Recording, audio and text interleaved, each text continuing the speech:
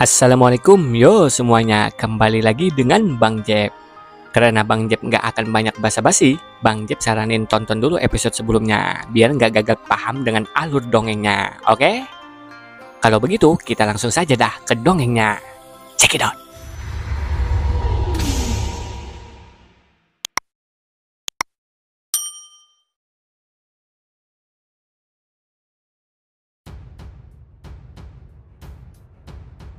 Besok paginya, tepatnya di warnet, Nuo sangat serius sedang mencari-cari sesuatu di internet sambil merokok. Lagi asik mengetik sesuatu, tangan Nuo dihentikan oleh tangan seseorang yang ternyata adalah Guru Sun. Guru Sun memarahi Nuo karena Nuo ternyata sedang membolos dan malah pergi ke warnet. Guru Sun mengungkapkan bahwa dia telah mencari Nuo sepanjang pagi kemana-mana dan menemukan ternyata Nuo sedang asik di warnet. Mendengar itu, Nuo hanya diam, lalu mengambil sesuatu, sambil mengatakan kepada Guru Sun bahwa Guru Sun jangan terlalu serius dengan dirinya. Kemarilah dan merokok bersama, ujar Nuo sambil memberikan rokok yang ia ambil tadi ke Guru Sun. Siapa yang mengajarimu seperti ini? Ucap Guru Sun. Guru Sun mulai duduk dan mengambil sebilah rokok yang Nuo kasih tadi. Melihat sang guru mau merokok, Nuo pun berinisiatif ingin menyalakan rokok yang ingin dihisap gurunya itu. Namun sayang niat baik Nuo ditolak. Lalu Guru Sun mengatakan bahwa Nuo jangan mencoba membuat dirinya berpura-pura menjadi keren. Beberapa tahun ke depan saat kamu sudah dewasa, kamu akan sadar betapa konyol dan kekanak-kanakannya ini. Bapak mengerti usiamu sekarang adalah saat dimana anak-anak memberontak, ditambah lagi masalah rumit dalam keluargamu. Kamu sedikit temperamental dan tidak suka berurusan dengan orang. Bapak memahaminya. Tapi Chen Nuo, apa kamu sudah merencanakan masa depanmu? Tanya Guru Sun. Mendengar itu, Nuo hanya menjawab sambil bergumam dengan mengatakan masa depan ya. Lalu Guru Sun lanjut mengatakan, berapa umurmu? Sekarang kamu ditinggalkan kan? Apa yang ingin kamu lakukan di masa depan? Apa kamu langsung terjun ke dalam masyarakat? Aku tidak ingin melihatmu menjadi gelandangan. Aku akan bersedih jika kamu menjadi orang seperti itu, ungkap Guru Sun yang sangat mengkhawatirkan masa depan muridnya ini. Mendengar penuturan gurunya ini, Nuo mengungkapkan bahwa Guru Sun salah paham karena dirinya sangat berbeda dengan siswa bermasalah yang Guru Sun sangka. Aku hanya nyaman menjadi ikan asin, ungkap Nuo. Ikan asin bisa diartikan orang yang gak niat ngelakuin apa-apa alias malas-malasan. Lalu Nuo lanjut mengungkapkan bahwa dirinya benar-benar menikmati hari-hari membosankan ini, penuh akan kebebasan. Tidak ada yang menggangguku dan tidak ada sesuatu yang perlu aku khawatirkan. Jadi aku bisa makan dan minum dengan leluasa tiap harinya. Berjemur di bawah sinar matahari, bermain salju, atau mungkin menggoda putrimu. Mendengar putrinya dibawa-bawa, tatapan Guru Sun pun berubah. Melihat itu, Nuo langsung mengatakan, hahaha, aku hanya bercanda Guru Sun. Guru Sun, kamu adalah orang baik, tapi bisakah kamu meninggalkanku sendirian? Aku bukan orang yang mudah tersesat. Aku hanya ingin bermalas-malasan saja, ujar Nuo. Mendengar itu, Guru Sun berujar bahwa Nuo harus memikirkan juga soal masa depannya. Karena menurut Guru Sun, bagaimana bisa Nuo hidup di masa depan nanti kalau hanya diam saja. Mendengar nasihat dari gurunya, Nuo hanya diam. Namun dalam benaknya mengatakan, puluhan ribu dolar dan emas batangan di rumah sudah cukup untuk sementara waktu. Jika aku pergi ke pusat kota, membeli tanah dan rumah, lalu menunggu harga tanah dan rumah naik, maka dalam 20 tahun aku akan menjadi saudagar tanah yang hanya perlu berbaring untuk menjadi kaya. Lalu Guru Sun memberi sebuah surat pengantar kepada Nuo. Bapak telah menghabiskan banyak waktu untuk mencari pekerjaan paruh waktu untukmu. Jadi mulai sekarang kamu bisa bekerja di sana. Selama 2 tahun kamu harus menyimpan uangmu. Bapak yakin itu cukup untuk biaya kuliah. Meskipun sedikit sulit, tapi dengan ini kehidupanmu akan lebih baik daripada menjadi boy si anak jalanan. Nuo pun menerima surat pengantar dari Guru Sun, sedangkan dalam pikirannya Nuo berujar kalau dalam 20 tahun orang baik seperti Guru Sun hampir punah di masyarakat. Lalu Guru Sun lanjut mengatakan bahwa pikirkan apa yang Bapak katakan tadi, Bapak pergi dulu, masih ada kelas sore yang perlu dihadiri. Singkat cerita, sore harinya, sang MC kita yaitu Chen Nuo keluar dari warnet. Ini sangat melelahkan, tapi hari tanpa melakukan apapun benar-benar keren, ucap Nuo. Nuo pun besok berniat ingin membolos lagi, tapi kali ini bukan untuk bermalas-malasan. Nuo ingin menyelesaikan masalah ibunya Chen Nuo, jadi besok dia akan pergi ke penjara. Menurutnya, tubuh yang dia gunakan adalah tubuh anaknya Xiu Hua, yaitu ibunya Nuo. Jadi dia ingin mengurus masalah Chen Nuo yang asli. Keesok harinya di penjara Longtan, sambil membawa bingkisan, Shen melapor kepada penjaga bahwa dirinya tadi malam sudah membuat janji untuk kunjungan. Sang penjaga pun memberitahukan kepada tahanan Xiu Hua bahwa putranya datang untuk berkunjung. Ibunya Chen Nuo pun datang dan melihat anaknya sambil berucap menggunakan alat komunikasi, "Anakku Chen Nuo." Lalu dia menangis sambil mengucapkan, "Chen Nuo, kamu berkali-kali menolak datang mengunjungi ibu. Kamu pasti sangat membenci ibumu ini kan?" Melihat dan mendengar ibunya sedang sedih, Nuo pun mengatakan bahwa dirinya sudah berubah dan tidak lagi membenci ibu. Mendengar itu, ibunya sangat senang dan bertanya apakah benar yang diucapkan anaknya ini. Nuo pun membenarkan dan meyakinkan ibunya ini. Nuo pun membawakan ibunya coklat dan kue. "Kehidupan di penjara pasti sulit kan, Bu?" tanya Nuo. Mendengar itu, ibunya yang awalnya menangis sedih, kini berbalik menjadi tangis bahagia. Ibunya pun menjawab bahwa di penjara tidak sulit. "Ibu baik-baik saja. Jadi jangan khawatirkan ibu. Bagaimana denganmu? Apa kamu baik-baik saja?" tanya balik ibunya. Nuo menjawab bahwa dirinya baik-baik saja, bahkan guru dan teman kelasku merawatku dengan baik, Bu. Mendengar itu, ibunya sangat bersyukur anaknya baik-baik saja dan guru serta teman kelasnya sangat baik kepada anaknya ini. Ibunya pun berjanji akan bersikap baik di penjara dan keluar secepat mungkin. "Jika kamu masih menunggu ibu keluar, ibu pasti akan menebusnya dan menjagamu, oke?" Sang penjaga pun mengatakan bahwa waktu kunjungannya hampir habis. Nuo pun mengungkapkan akan menunggu ibunya keluar dari penjara.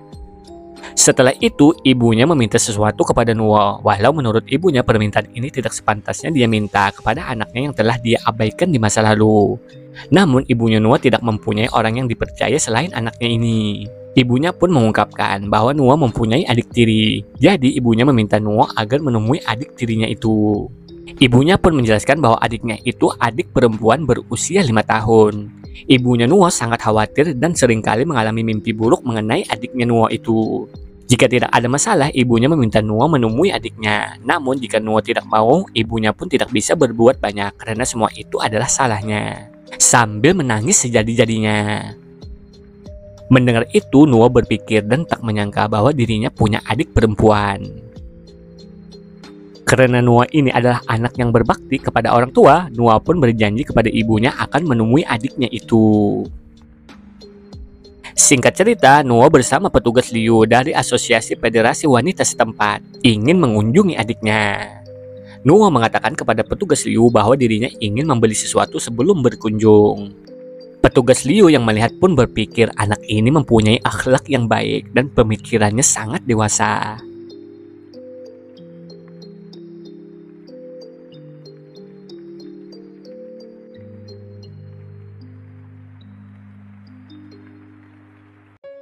Setelah itu, di perjalanan, petugas Liu menceritakan bahwa dirinya beberapa kali melihat adiknya Nuo. Menurutnya, adiknya Nuo itu sangat imut dan menyenangkan. Karena situasi khusus, adikmu itu orang tuanya tidak meninggalkan banyak uang. Jadi sejumlah dana diperoleh dari asosiasi dan uang 200 yuan untuk nutrisi diberikan untuk dia tiap bulannya. "Aku telah mengawasi uang yang dikirim ke rekening dari donatur tiap bulannya," tutur petugas Liu. Mendengar itu, Nuo meminta maaf telah merepotkan petugas Liu selama ini. Sedangkan dalam pikirannya mengatakan ibu Chen Nuo dan prianya sama-sama di penjara. Putri mereka diserahkan kepada keluarga adik laki-laki suami ibu Chen Nuo. Mendengar apa yang dikatakan petugas Liu, adik perempuanku seharusnya memiliki kehidupan yang lebih baik daripada Chen Nuo. Mereka berdua pun telah sampai di apartemen nomor 602. Petugas Liu pun mengetuk pintu. Seseorang membukakan pintu sambil mengatakan, petugas Liu datang ya." Dia pun mempersilahkan untuk masuk. Lalu petugas Liu memperkenalkan Bibi Pang dan Paman Gu ke Chen Nuo, begitu juga sebaliknya. Nuo lalu memberikan bingkisan yang dia beli tadi sambil meminta maaf bahwa dirinya datang mengganggu Paman Gu dan Bibi Pang. Nuo mengungkapkan dia datang hanya untuk berkunjung untuk menemui adik perempuannya saja. Paman Gu pun mempersilahkan Nuo untuk duduk dan meminta istrinya untuk membawa adiknya Nuo keluar. Menurut Paman Gu, adiknya Nuo ini sangat pemalu dan suka bersembunyi di kamarnya. Bibi Pang pun membawa keluar adiknya Nuo sambil mengatakan, "Lihat itu abangmu, coba panggil dia abang." Sambil memeluk bonekanya dan malu-malu, dia pun menyapa Nuo. Halo abang. Paman Gu pun menjelaskan bahwa adiknya Nuo ini sangat pemalu dan tidak banyak bicara. Kami berdua sudah berusaha yang terbaik untuk membesarkannya. Bibi Pang menambahkan bahwa suaminya sangat menyukai adiknya Nuo ini. Bahkan baru saja kami memberikan sweater baru dan harganya tidak murah. Lalu Bibi Pang meminta suaminya untuk menemani petugas Liu dan Chen Nuo, sedangkan dirinya ke dapur untuk menyiapkan makan siang. Setelah itu Nuo mengupas pisang dan memberikannya ke adik imutnya itu. Namun anehnya adiknya Nuo ini melihat ke arah Paman Gu seperti ada sesuatu. Dengan keringat dingin Paman Gu mengatakan, abangmu mengupaskannya untukmu, makanlah. Dengan senangnya adiknya Nuo memakan pisang yang Nuo kupas tadi. Nuo lalu membuka cemilan dan memberikannya lagi ke adiknya. Adiknya pun ingin mengambilnya. Tiba-tiba seorang bocah lebih dulu mengambil cemilannya. Cemilan ini punyaku, aku yang akan memakannya, ujar bocah nakal itu sambil menjulurkan lidahnya. Weh. Anak-anak, mereka biasa berkelahi saat masih kecil, ucap Paman Gu. Mendengar itu, Nuo membenarkannya. Anak-anak seusia mereka memang nakal. Paman pasti kerepotan merawat mereka berdua kan? Itu tidak seberapa, ujar Paman Gu ke Nuo. Lalu Bibi Pang mengatakan bahwa waktunya makan. Mereka semua pun makan siang bersama. Ye, ini untukmu. Kamu paling suka paha ayam kan? Ujar Bibi Pang ke anak laki-lakinya itu.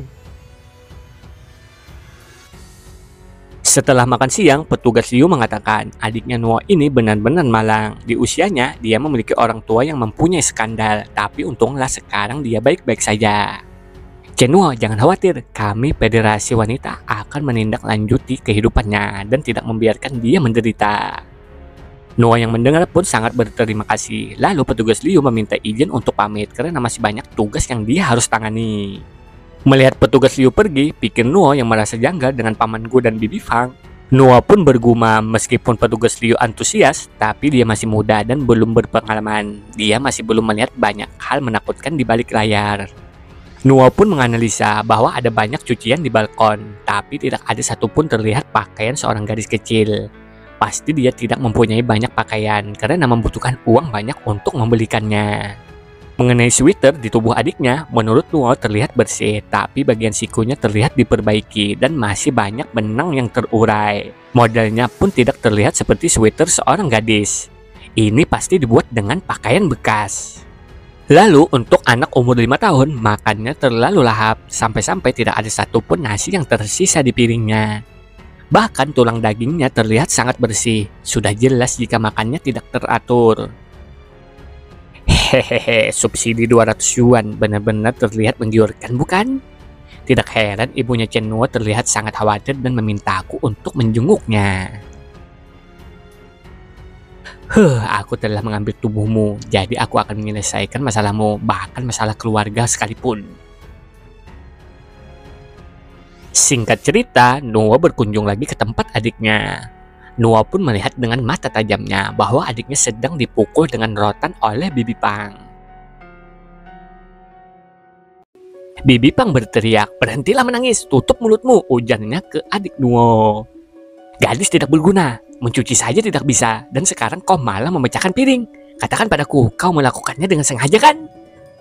Menyadari Nuo melihat istrinya memukuli adiknya Nuo, Paman Gu ingin menyerang Nuo dan membukamnya. Tapi sayang Paman Gu salah mencari musuh. Dengan mudahnya Nuo menghindari dan langsung menendang Paman Gu. Jadi selama ini kalian memperlakukannya seperti itu, teriak Nuo geram. Melihat suaminya dihajar, Bibi Pang ingin menyerang Nuo. Namun Nuo dengan mudah menghalau dengan mengatakan, minggir.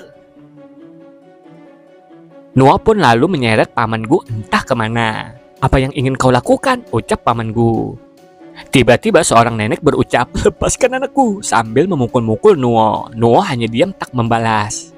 Namun Nuo berujar, hei nenek tua bangka, ketika menantu perempuanmu memukul cucumu, kau hanya duduk diam melihatnya. Dia hanya anak berumur 5 tahun. Kau tega membiarkan dia memukulnya.